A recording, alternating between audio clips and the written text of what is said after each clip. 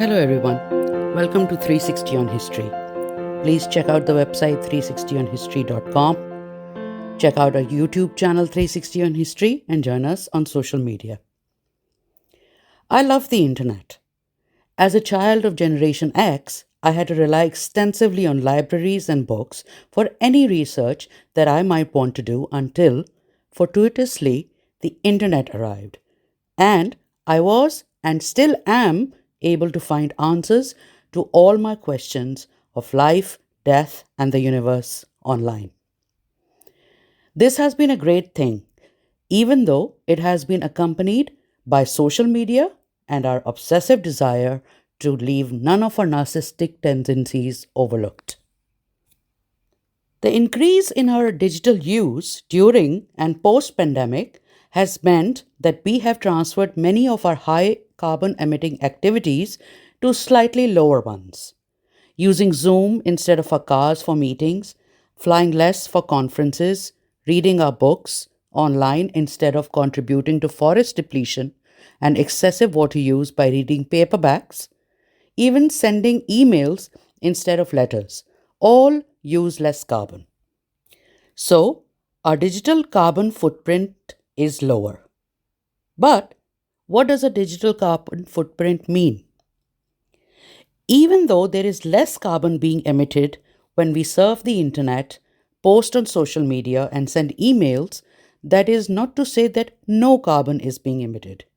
From the manufacture, end use, and the end of the product's life, all our electronic devices use energy in some form or the other. And this has an impact on Earth's climate and environment, especially when the sources of energy are from fossil fuels. All of this impact is our digital carbon footprint. The extraction of material from the ground to make phones and laptops further contributes to the degradation of ecosystems and the environment. Our digital carbon footprint is the amount of emissions released due to digital technology. Electricity is used to power our devices and also to keep the internet running.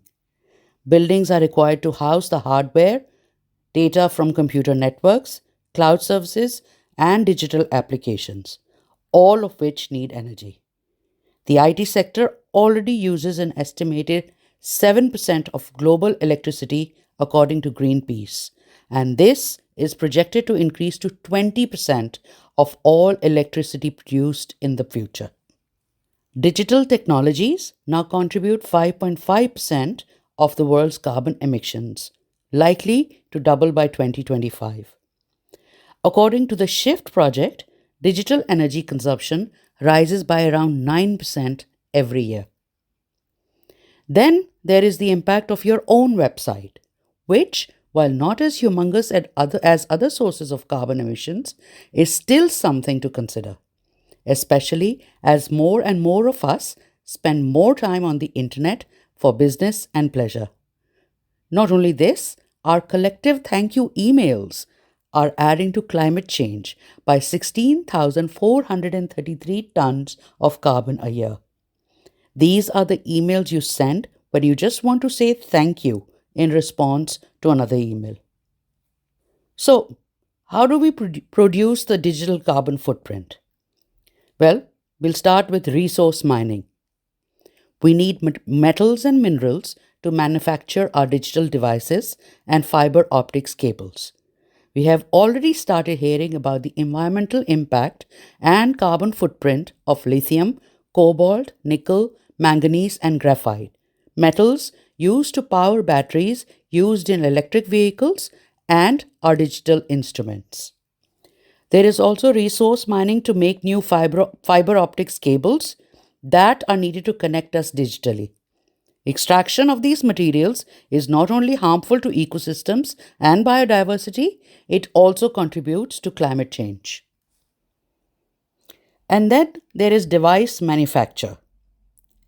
It all starts with the manufacturing process for our digital instruments and the cables we use, during which a lot of carbon is emitted. Even now, as we move towards using renewable energy, we have still not completely given up on using hydrocarbons. Till we do that, the manufacturing processes of our digital devices will continue to contribute to climate change. Then we have the buildings for the huge data centers we need to house servers for websites and cloud storage, all of which use a prodigious amount of energy. Data centers process, store, and communicate all of the data behind the digital services we use, from social media to even scientific computing. According to certain estimates, the existing 500,000 or so data centers alone consume 1% of global energy demand. Over 400 of these data centers are hyperscale, often the size of villages, such as those used by Amazon, Apple, Google, and Microsoft. Furthermore, global cloud computing and storage is becoming more and more popular, and according to Greenpeace, uses more energy than all of Germany. With more and more businesses finding a home online, and most of us buying and selling from our digital devices, a consumer data analytics industry has burgeoned. This is the process of collecting and analyzing consumer data for advertising and even law enforcement surveillance that requires a large number of actors, including companies, government agencies, data brokers, and people searchers. Companies like Facebook or Google that allow you to use their websites for free are not actually free. They track your activities and use this to send you targeted advertisements. Others may actually sell your online activity or data to other advertisers. Such ad tracking uses a large amount of energy through the tools that are used as well as for data storage. To connect the world digitally requires a global network of undersea cables, and currently we have 1.4 million kilometers of such undersea cables, according to Telegeography, contributing to over 90% of digital communication and commerce. They require resources to be mined for their manufacture, and furthermore, they disturb ocean ecosystems as they are laid across the seabed. This adds up to the digital carbon footprint and environmental degradation. Now, cryptocurrency such as Bitcoin and Ethereum is the latest buzzword that many of us know without understanding what it really is. Suffice it to say, the proof of work required for cryptocurrency and the associated mining consume a large amount of energy.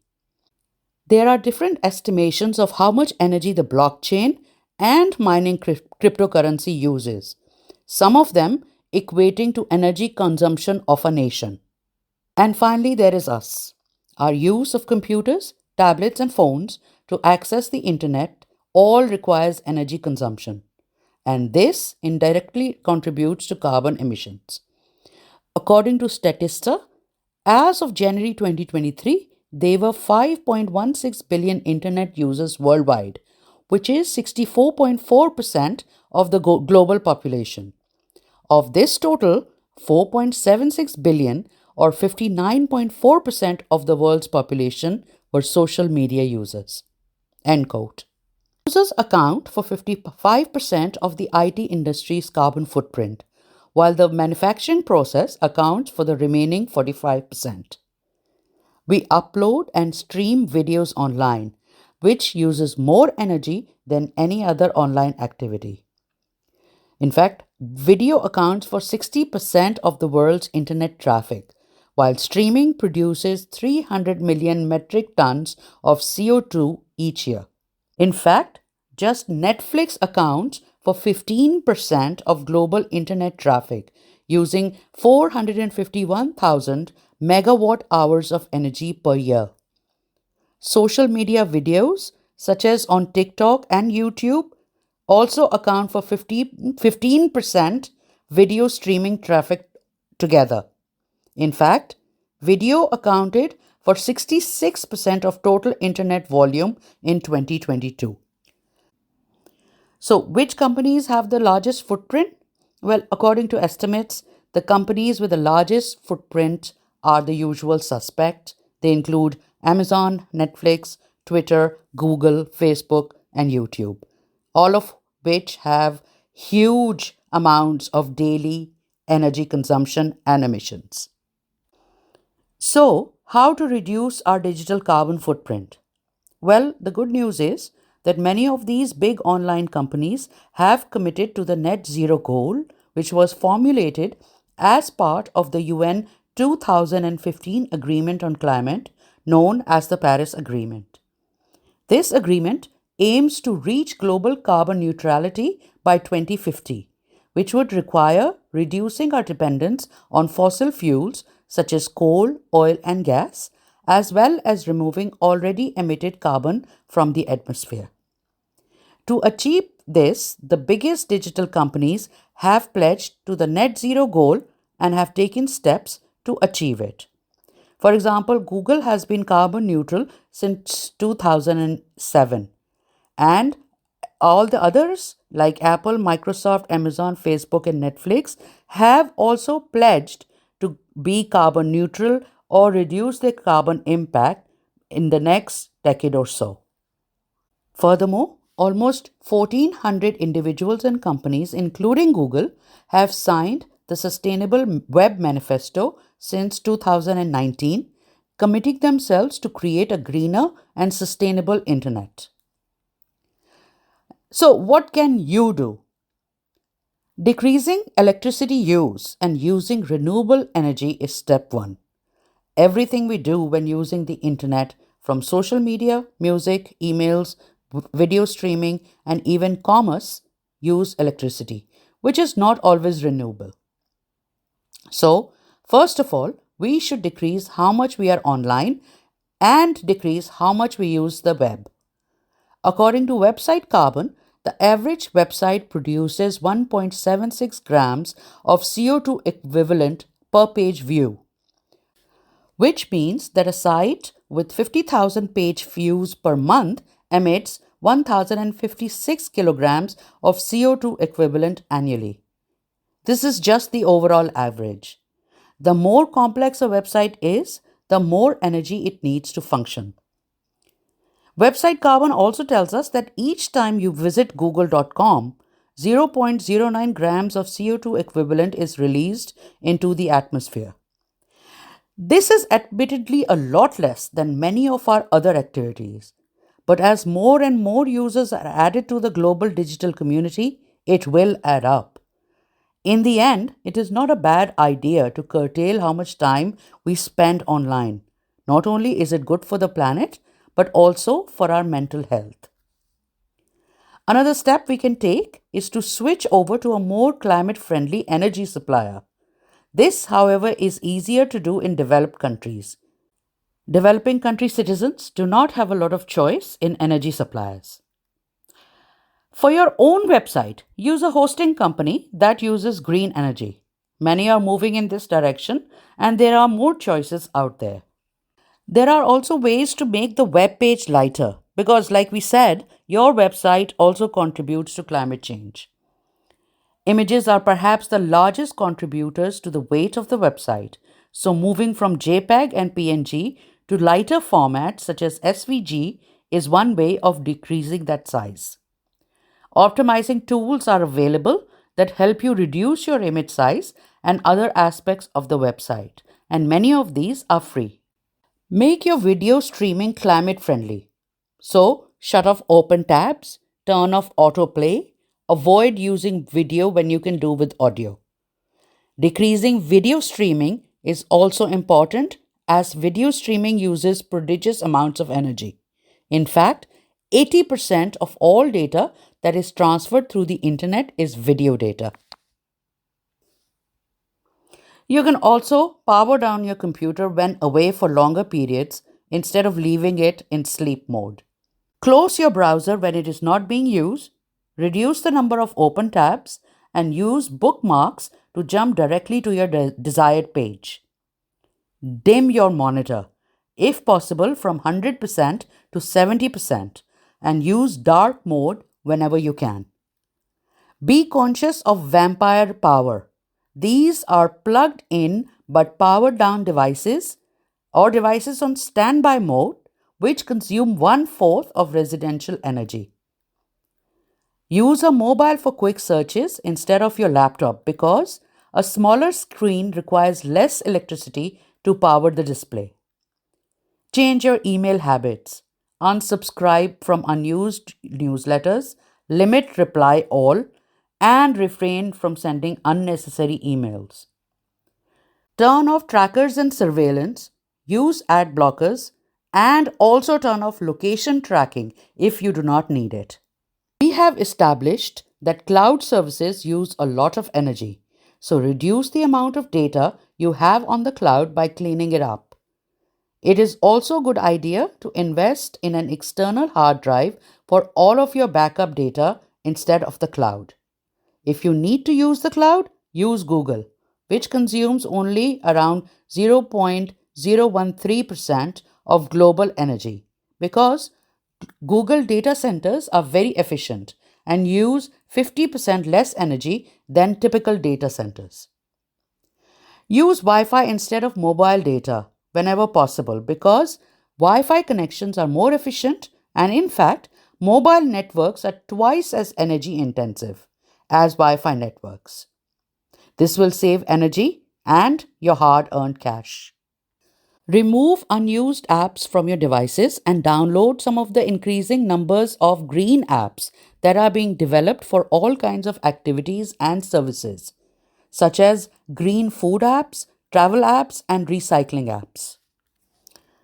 And finally, do not be in a hurry to change IT equipment unless absolutely necessary, and try to get equipment repaired instead of throwing it away. Global e-waste generation between 2010 and 2019 was 53.6 metric tons, and undocumented global e-waste is estimated to be 44.3 metric tons. Only 17.4% of e-waste is collected and properly recycled. E-waste comprises 70% of our toxic waste because most of our electronic waste is burnt or sent to landfills. So, dispose of your devices properly. You can even resell them or return them to the company you originally bought them from. The internet is now part of our lives and there is no going back. Overall, our digital carbon footprint is much less than air travel and other activities like reading, because physical books use a lot of energy and water. We need the internet for everything we do, and thankfully, it still consumes a lot less energy and contributes less to carbon emissions. We just need to keep in mind that it does use energy, and as more and more of us start living our lives online and use the digital world for most things, energy use and emissions will only increase. We must keep this in mind and work towards ensuring that our digital carbon footprint is small. Thank you for joining me on 360 on History. See you next time.